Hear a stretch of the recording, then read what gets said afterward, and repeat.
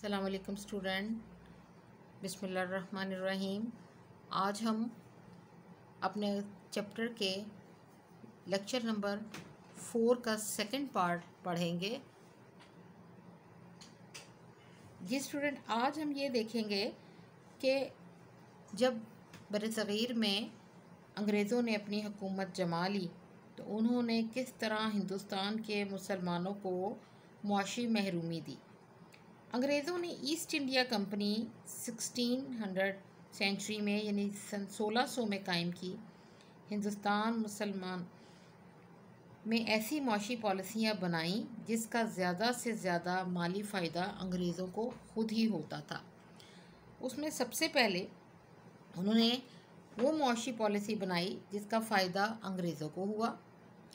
ऐसे टैक्सेस लगाए जिससे कि वो ख़ुद को फ़ायदा देते। यहाँ से बनाई हुई चीज़ें वो अपने यूरोपीय ममालिक में ले जाते, वहाँ जाके उसको सेल करते, बेचते और ज़्यादा से ज़्यादा मुनाफा कमाते।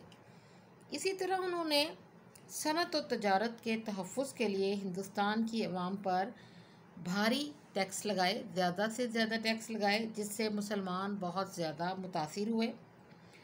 फिर अंग्रेज़ों ने मुसलमान को उन तमाम ओहदों से बरतरफ कर दिया, उन तमाम ओहदों से हटा दिया जो कि उनके आबा-ओ-अजदाद के दौर से उनके पास चले आ रहे थे और जिनसे वो फ़ायदा उठाते थे। मुसलमानों को नए ओहदों से भी महरूम कर दिया और यानी वहाँ उनको हटाकर उनकी जगह उन हिंदुओं को लगाया जो कि इस ताकत के, इस कैलिबर के या इस काबिलियत के नहीं थे जो कि वो काम कर सकते। इस तरह जब मुसलमानों के पास मुलाजमतें नहीं रहीं, जॉब्स नहीं रहीं उनके पास, उनको ओहदों से हटा दिया गया, उनकी ज़मीनें छीन ली गईं, तो वो आहिस्ता आहिस्ता मुआशी तौर पर बदहाल हो गए। अंग्रेज़ों ने हिंदुओं को बहुत ज़्यादा उनकी तरफदारी की और मामूली ओहदों से तरक्की देकर उनको आला ओहदों पर पहुंचा दिया, आला ओहदों पर लगा दिया।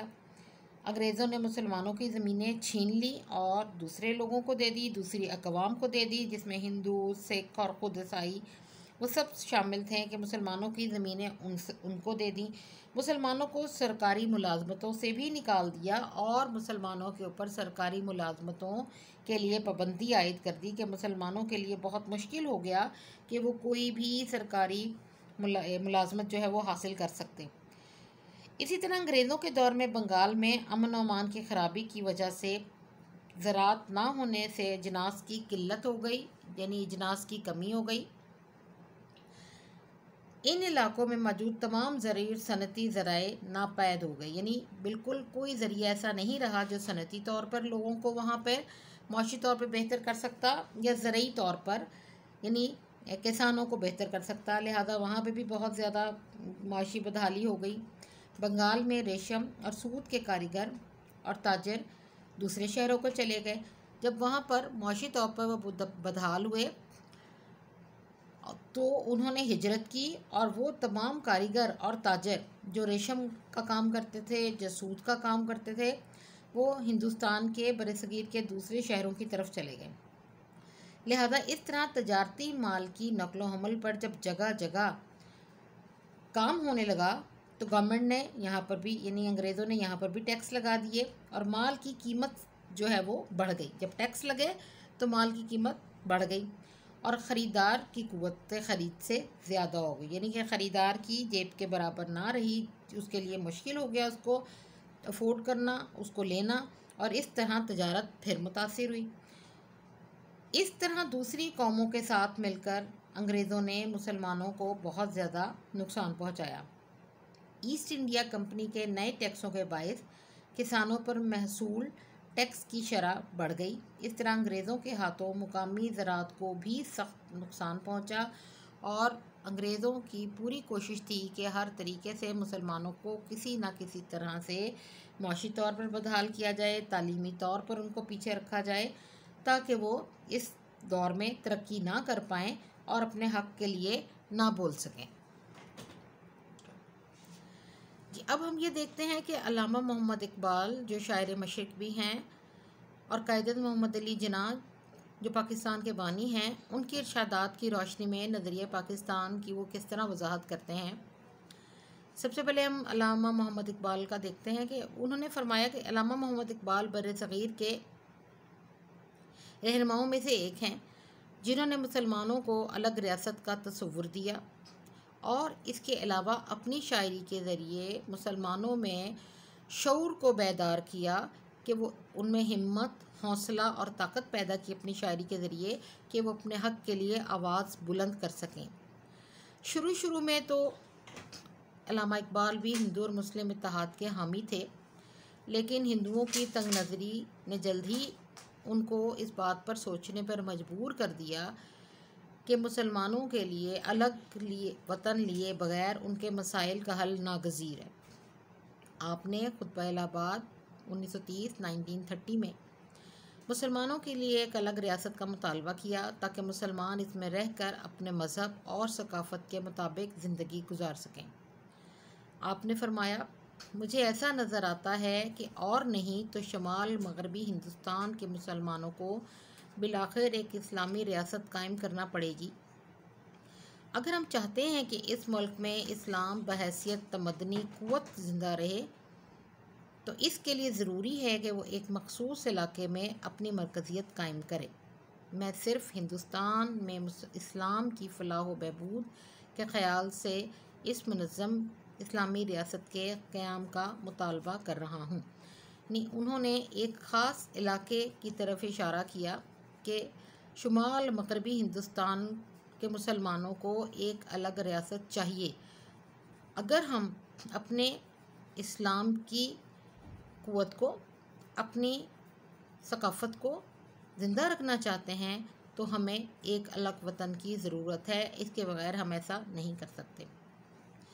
बरसग़ीर में चूँकि दो अलग अलग कौमें आबाद थी, इसलिए अल्लामा इकबाल ने मुसलमानों के एक बड़ी और अलग कौम की हैसियत से उजागर करना चाहा। वो समझते थे कि सियासी, समाजी, मुआशी तहफ़्फ़ुज़ के लिए ज़रूरी है कि मुसलमानों के लिए एक अलग रियासत कायम हो। अब हम देखते हैं नज़रिया पाकिस्तान और कायद-ए-आज़म जो बानी पाकिस्तान हैं, जिन्होंने पाकिस्तान बनाने के लिए दिन रात मेहनत की। तारीख़ में कुछ ऐसी शख्सियात हमें मिलती हैं जिन्होंने कौमों की तकदीरों को बदल के रख दिया। उनमें कायद-ए-आज़म मोहम्मद अली जिन्ना भी एक हैं, जिन्होंने बरसग़ीर की मुसलमानों की तकदीर को बदला। कायद-ए-आज़म मोहम्मद अली जिन्ना दो कौमी नज़रिए के ज़बरदस्त हामी थे और वो हर लिहाज से मुसलमानों को अलग कौम का दर्जा देना चाहते थे। आपने इस सिलसिले में फरमाया कि कौमियत की जो भी तारीफ़ की जाए, मुसलमान इस तारीफ़ की रूह से एक अलग कौम हैं। वो इस बात का हक़ रखते हैं कि अपनी अलग मुमलिकत कायम करें। मुसलमानों की ये ख्वाहिश है कि वो अपनी रूहानी, अखलाकी, तमदनी, इक़्तिसादी, मुआशरती और सियासी ज़िंदगी की मुकम्मल नशोनुमा करें। इस मकसद के लिए जो तरीक़ा अपनाना चाहें वो अपनाएं। यानी कायद-ए-आज़म इस बात के हामी थे कि जिस भी तरीके से वो अपनी अखलाकी, तमदनी, इक़्तिसादी तौर पर, मुआशी तौर पर अपने आप को बेहतर कर सकते हैं, वो उनका हक़ है। इसी तरह करारदाद लाहौर 23 मार्च 1940 को जो पेश हुई, जिसमें आपने खुतबा सदारत देते हुए फरमाया कि हिंदू और मुसलमान दो अलग अलग अलहदा मज़ाहिब से ताल्लुक़ रखते हैं, जो बिल्कुल मुख्तलिफ़ अक़ाइद पर कायम हैं और मुख्तलिफ़ नज़रियात की अक्कासी करते हैं। दोनों कौम के हीरोज़, रज़मिया कहानियाँ, वाक़यात सब एक दूसरे से मुख्तलिफ़ हैं। लिहाजा दोनों कौमों को एक लड़ी में परोने का मकसद बरसग़ीर की तबाही है, क्योंकि ये बराबरी की सतह पर नहीं बल्कि अक़लियत और अक्सरियत के रूप में हैं। यानी हिंदुओं की तादाद वहाँ ज़्यादा है और मुसलमान हिंदुओं से कम है। ये बराबर नहीं है। बरतानवी हुकूमत के लिए ये बेहतर होगा कि इन दोनों कौमों के मफादात को मद्देनज़र रखते हुए बरसग़ीर की तक़सीम का ऐलान करे, जो कि तारीख़ी और मजहबी लिहाज से एक सही और दुरुस्त कदम होगा। इसी तरह 29 दिसंबर 1940 को अहमदाबाद में ख़िताब करते हुए भी कायद-ए-आज़म ने फरमाया कि पाकिस्तान सदियों से मौजूद रहा है। शुमाल मग़रिब मुसलमानों का वतन रहा है। इन इलाकों में मुसलमानों की आज़ाद रियासतें कायम होनी चाहिए ताकि वो इस्लामी शरीयत के मुताबिक ज़िंदगी बसर कर सकें। पाकिस्तान बनने के बाद आपने फरमाया कि हमें पंजाबी, सिंधी, बलोची और पठान के झगड़ों से बालातर होकर सोचना है। हम सिर्फ़ और सिर्फ पाकिस्तानी हैं। अब हमारा फ़र्ज़ है कि पाकिस्तानी बनकर ज़िंदगी गुजारें। इसके अलावा आपने अक़लियतों को भी तहफ़्फ़ुज़ देने और बराबरी के हकूक़ देने का ऐलान किया। ये बात कायदे-आज़म ने वाज़ेह तौर पर शुरू में ही बता दी कि जब पाकिस्तान बना कि अब यहाँ पर हम में से कोई भी पंजाबी, सिंधी, बलोची या पठान नहीं है, बल्कि हम सिर्फ़ पाकिस्तानी हैं और पाकिस्तान में जो मुसलमान हैं वो आपस में भाई हैं और उन्हें अपने मुल्क की तरक्की के लिए अपनी ज़ात, अपनी सूबे की पहचान को अलग करके अपने आप को आगे बढ़ना है और सिर्फ़ पाकिस्तान के लिए सोचना है।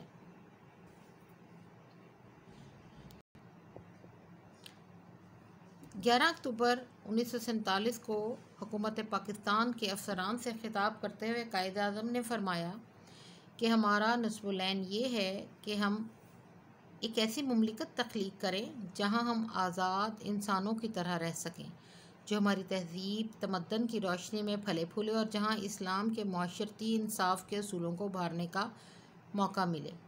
1 जुलाई 1948 को कायद-ए-आज़म ने स्टेट बैंक का इफ्तिताह करते हुए फरमाया कि मग़रिब का मुआशी निज़ाम इंसानियत के लिए नाकाबिले हल मसाइल पैदा कर रहा है और ये लोगों के दरमियान इंसाफ कायम करने में नाकाम रहा है।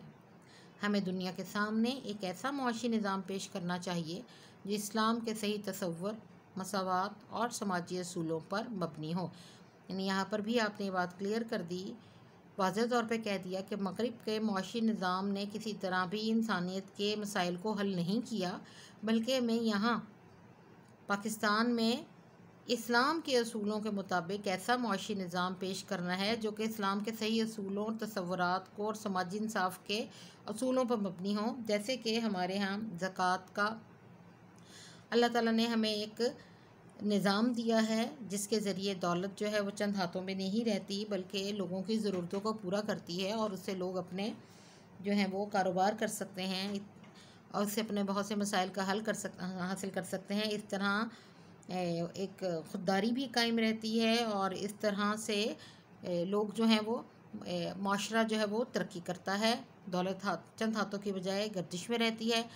और इसी तरह बहुत से और बैतुल माल का क़याम है जिसमें कि लोगों को जो है वो मदद दी जा सकती है, लोग अपने काम कर सकते हैं। तो इस्लाम ने ये कायद-ए-आज़म ने ये फरमाया कि हमें इस तरह का निज़ाम पेश करना है कि जो लोगों के मसाइल को हल कर सके और इसीलिए हमने पाकिस्तान हासिल किया ताकि यहाँ पर लोग सुकून से, आज़ादी से अपने ज़िंदगी को गुजार सकें। तो जी बच्चों, आज हमारा ये पहला चैप्टर जो है वो मुकम्मल हो गया है। तो इससे पहले हमने ये यहाँ के इसके MCQs नहीं किए थे क्योंकि चैप्टर कंप्लीट नहीं हुआ था। अब आपने ये मश्की सवालात जो हैं इनको हल करना है, इनके मुख्तसर सवालात के जवाबात देने हैं और वो सवालात जो पहले पढ़ चुके थे, जिनके आंसर्स उस सबक में आ गए थे, वो आपने कर लिए थे और जो अब बाकी के क्वेश्चंस रह गए हुए हैं उनको आपने अपनी कॉपीज़ में कर लेना है और उसको फिर चेक करने के लिए भेज देना है। अपना बहुत ख्याल रखिएगा। अल्लाह हाफ़िज़।